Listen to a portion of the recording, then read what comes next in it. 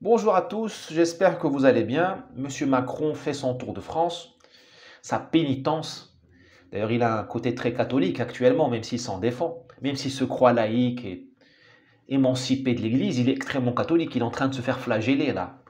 Il se donne en martyr. J'espère qu'il sera sauvé. Bon, ça dépend pas de moi, ça dépend du bon Dieu. Monsieur Macron, là, se livre à la foule qui veut le lyncher quasiment. Et il est très intéressant, ce monsieur Macron, actuellement, parce pour une fois, il a cessé de dire des bêtises. Il a raison sur le fond. Me semble-t-il, quand il dit que ce n'est pas parce qu'une réforme est impopulaire qu'elle n'est pas bonne. Ce n'est pas parce qu'une réforme est impopulaire qu'elle n'est pas démocratique. Là, il a raison. Malheureusement, il ne va pas s'en servir. Il a raison quand ça lui plaît. Parce que la plupart du temps, il joue contre son camp. La plupart du temps, il sabote son propre pays. Monsieur Macron est un saboteur. Mais là, il a raison. Et la foule qui l'insulte a tort, me semble-t-il. Moi, je n'ai pas d'avis sur la réforme des retraites. Pour moi, tout ce qui vient de Macron est mauvais. Donc, j'ai un a priori mauvais sur la réforme des retraites. D'autant plus que je ne comprends pas pourquoi, dans le pays de l'égalité, nous en sommes à avoir encore des régimes spéciaux. Vous me demandez mon avis, je vous le donne, vous ne me le demandez pas, mais je vous le donne. Vous enlevez tous les régimes spéciaux. Ça ne se justifie pas. Nous ne sommes pas l'Inde. Nous ne sommes pas un pays de caste.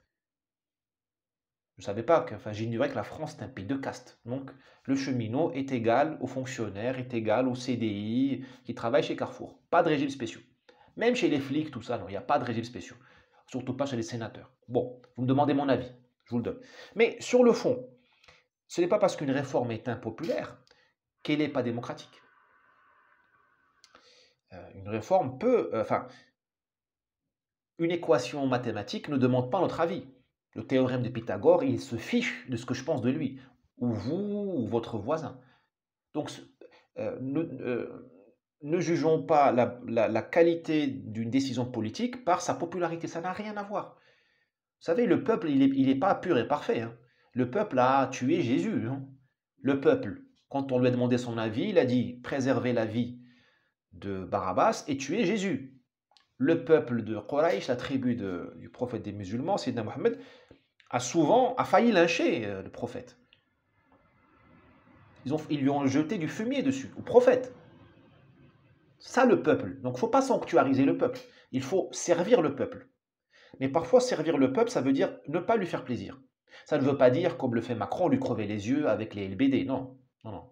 Ça ne veut pas dire ça.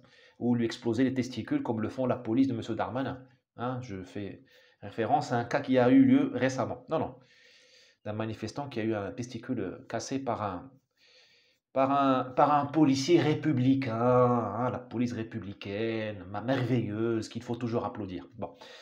Non, non, ça ne veut pas dire ça. Servir le peuple, ça veut dire parfois prendre une décision qu'il ne comprend pas ou qu'il n'admet pas. Il faut que ces décisions respectent le rituel démocratique et qu'elles soient légitimes. Légitime, ça ne veut pas dire qu'elles soient validées par Laurent Fabius. Ça ne veut rien dire. Surtout pas, j'allais dire. Légitime, ça veut dire Laurent Fabius du Conseil constitutionnel. Légitime, ça veut dire des réformes, des décisions qui soient conformes à l'esprit français, à l'identité française.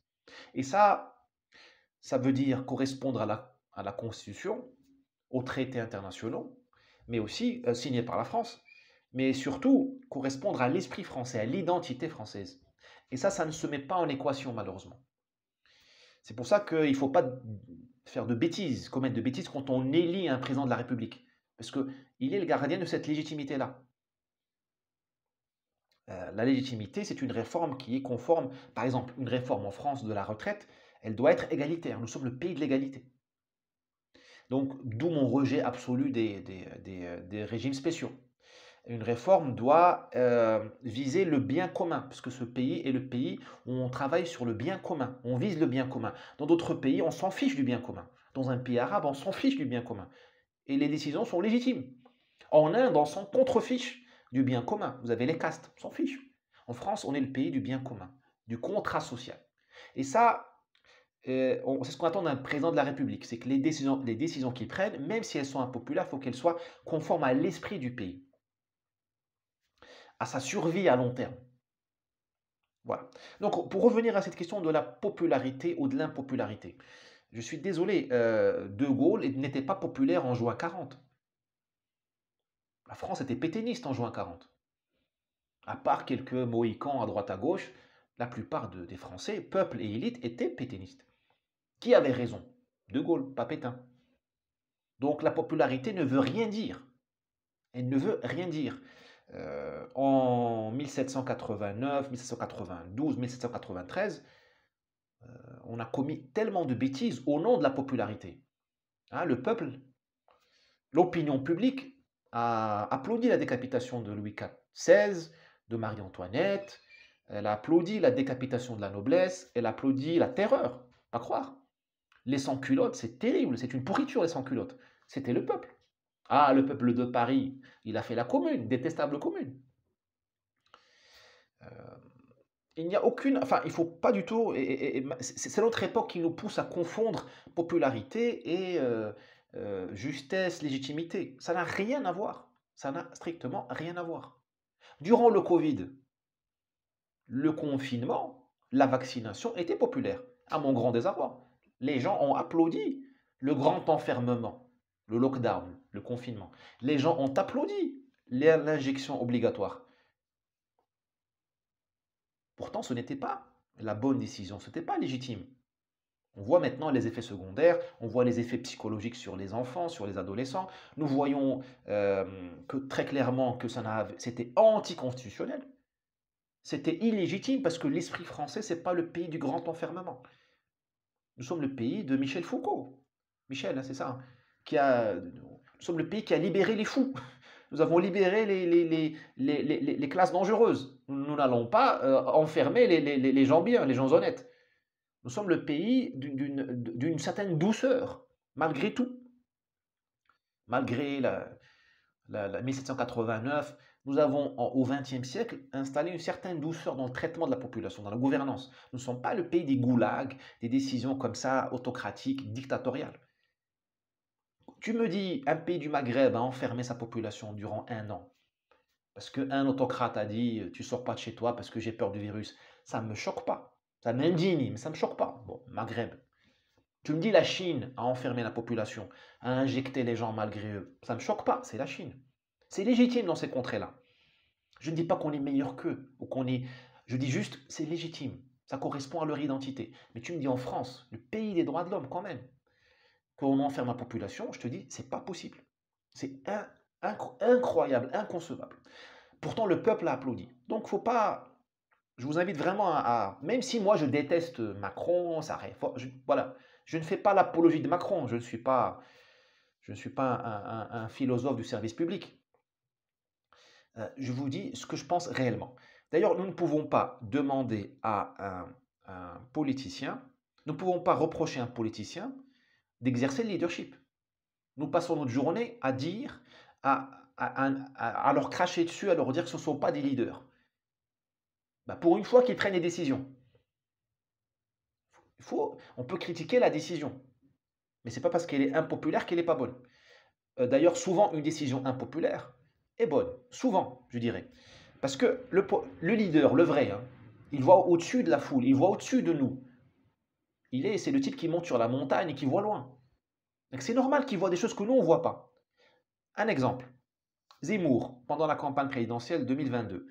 Est-ce qu'il avait raison ou il avait tort de parler du grand remplacement? De dire que c'était la priorité, que c'était le seul sujet? Bien sûr qu'il avait raison. Si demain tu deviens afghan ou marocain, le kilo de tomates à 5 euros, à 10 euros ou à 3 euros, peu t'importe, tu deviendras un arabe ou un tchétchène ou un afghan. Ta fille sera voilée, ta femme sortira pas de chez toi, le pays sera effondré parce que vous deviendrez tous des maghrébins ou des tchétchènes, ou des afghans, ou je ne sais quoi, ou des somaliens, ou des soudanais. C'est fini. Vous n'allez pas régler les problèmes qui vous taraudent aujourd'hui, comme le climat, si vous devenez des Marocains. Ce que vous deviendrez, votre productivité baissera. Vous ne pourrez pas faire des retraites à 62 ans si vous devenez un pays du tiers-monde, si vous devenez Nigeria. Parce qu'il n'y aura pas assez de PIB. Vous voyez ce que je veux dire? Vous ne ferez pas le féminisme si vous devenez des musulmans. Enfin, ça tombe sous le sens, mais il faut le dire. Vous ne pourrez régler aucun problème si vous devenez un pays du tiers-monde. J'en viens des pays du tiers-monde. Aucun problème n'est réglé. Vous savez pourquoi? Pour deux raisons. Parce que les gens sont le problème. Les gens sont le problème. Parce qu'ils incarnent les valeurs qui ruinent le pays. Le machisme, la corruption, l'incompétence, le cynisme, le manque de fraternité. Je dis les choses telles que je le pense, telles que je les ai vues, et je les vois. Et puis le deuxième problème, c'est que il n'y a pas assez de productivité, il n'y a pas assez de richesse. Comment voulez-vous sauver les SDF, les femmes seules, les petits migrants, les gentils migrants, si vous devenez vous-même un pays du tiers-monde qui ne produit pas assez? Vous voyez ce que je veux dire? Même pour accueillir les migrants, il faut que vous soyez riche. Vous êtes en train de devenir le tiers-monde. Donc, il a raison, notre ami Zemmour, quand il dit le grand remplacement est le seul sujet. C'est la matrice des sujets. Parce que c'est avec des Français que nous allons régler le problème. Ce sont les Français qui ont inventé la sécurité sociale. Ce ne sont pas les Algériens, ni les Sénégalais, ni les Marocains, ni les Américains. Vous êtes le pays de la redistribution, de l'égalité. Ce sont les Français qui ont fait la Gazelle, le Puma, la Caravelle, l'Airbus, le TGV, le Concorde. C'est le génie français. S'il n'y a plus de Français, si nous ne fabriquons plus de Français, il n'y aura plus de génie français, il y aura plus rien à manger, il n'y aura plus rien à redistribuer. Vous voyez ce que je veux dire? S'il n'y a plus de Français à Paris, c'est déjà le cas, c'est déjà une ville africaine ou arabe. S'il n'y a plus de Français à Paris, il n'y a plus de tourisme à Paris. Le trésor sera perdu. Les gens viennent à Paris pour voir Amélie Poulain, pas pour manger le kebab. Bon sang, bon sang. Zemmour a raison. Zemmour et tant d'autres. Je dis Zemmour parce que c'est un des rares qui a eu le droit de dire ça sans se faire censurer par Twitter ou par je ne sais quoi. Vous voyez ce que je veux dire? Enfin, Twitter ne censure plus vraiment. Bon. Euh, Zemmour a raison et la foule a eu tort. Parce que la foule, elle voit ce qu'elle voit. Nous avons besoin de leaders pour voir plus loin que nous. Vous croyez que, je ne sais pas, moi, Steve Jobs était populaire au début de Apple? Il n'était pas populaire. Parce que personne n'a cru dans les Mac, dans les PC pas pour particuliers. Tout le monde croyait dans les mainframes, dans les grands PC, dans les grands ordinateurs pour les entreprises. Le modèle IBM. Vous croyez que Elon Musk était populaire? Était apprécié? Non, parce qu'il a pensé à contre-courant. Bon sang. Enfin, comment c'est une régression de notre civilisation que de croire que l'opinion publique a toujours raison. Elle a rarement raison, parce qu'elle est influençable, manipulable. Et c'est tout le problème, et c'est toute la farce démocratique. La démocratie est une farce, parce que nous croyons que euh, l'être humain lambda est capable de régler les problèmes complexes. Attendez, moi je participe tous les 3 mois à la réunion de l'immeuble ici, de l'Assemblée Générale, et c'est une farce. Aucun problème n'est réglé. Aucun. Parce que chacun a le droit de la ramener. Même le plus abruti d'entre nous. Et je m'inclus dans votre serviteur n'est pas le plus intelligent. Même l'hystérique. Même l'envieux, même le jaloux, même l'incompétent. La démocratie, c'est une vue de l'esprit. C'est une magnifique invention pour éviter la guerre civile. Mais ce n'est pas pour prendre des décisions. Les décisions ne se prennent pas démocratiquement. Parce que, je vous dis, une équation mathématique, vous la donnez à 100 personnes, il y a 5 personnes qui auront la réponse. On ne va pas faire un vote pour décider si 2 plus 2 égale 4. Parce que vous faites le vote, vous avez, vous voyez les féministes, les woke, hein, vous leur donnez 2 plus 2, ça ne va pas être égal à 4. Hein. On ne met pas au vote certaines choses. Par contre, on préserve l'intégrité du corps social et de l'individu en respectant un rituel. C'est-à-dire, on regarde si la loi, si la décision est conforme à la Constitution, on respecte les droits de l'homme, on discute, on ne censure personne. Je dis bien on ne censure personne parce que quand tu laisses tout le monde parler, notamment les corps intermédiaires, les élus, les députés, tout ça, tu t'exposes à la contradiction et ça peut te réveiller quand tu prends une mauvaise décision ou ça peut permettre de ramener une nuance. Mais la décision, c'est pas l'affaire de la majorité. Enfin, quand même, donc, pourquoi je dis tout ça? Parce que euh,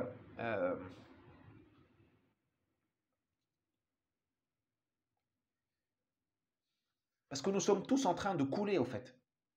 Si nous critiquons Macron parce que la réforme n'est pas populaire, nous sommes tous en train de couler. Et nous sommes tous en train nous cessons d'être français. Parce que vous êtes le peuple qui a inventé une certaine gouvernance. Et cette gouvernance-là, vous la connaissez. Vous avez un président qui a une vision, une administration qui exécute et un peuple qui est respecté. On ne peut pas reprocher au président d'avoir une vision. Même si ce président, moi, je le déteste. Voilà. Mais s'il a une vision, bah, il faut lui dire chiche. Il faut lui dire chiche, vas-y. Il faut savoir le juger. Je ne comprends pas, moi, les gens qui votent pour lui la veille et aujourd'hui lui crachent dessus. Alors qu'il dit, il applique ce qu'il a annoncé dans son programme. Voilà. Demain, je vais vous parler d'autre chose, toujours dans le cadre de la magnifique tournée de notre président dans les régions françaises. Il dit la démocratie, enfin la France est un pays démocratique. La France est un pays démocratique puisque le rituel a été respecté, puisque vous avez le droit de me critiquer, puisque je suis venu vous voir. Voilà. Puisque vous m'avez élu, puisque je suis élu, donc j'ai le droit de décider. Non. Ce n'est pas parce que il a été élu légitimement, à la régulière, que nous sommes dans une démocratie. Nous sommes loin d'être dans une démocratie. Et c'est là aussi un grave problème. Je vous ai dit qu'on n'est plus français. Nous n'en sommes plus français puisque nous avons perdu la boussole. Nous demandons au président de toujours nous caresser dans le sens du poil. Ça, c'est la folie. Et lui-même a perdu le sens du pays, l'identité du pays. L'identité, c'est très important. Monsieur Macron ne sait plus ce que c'est qu'une démocratie. C'est ça qu'il dit que nous sommes dans une démocratie. Nous ne sommes pas en démocratie. Mais c'est normal. Il n'est plus français. Ce sera le sujet de la vidéo de demain, si vous voulez bien continuer à m'écouter. N'hésitez pas à partager ces vidéos, s'il vous plaît. À demain.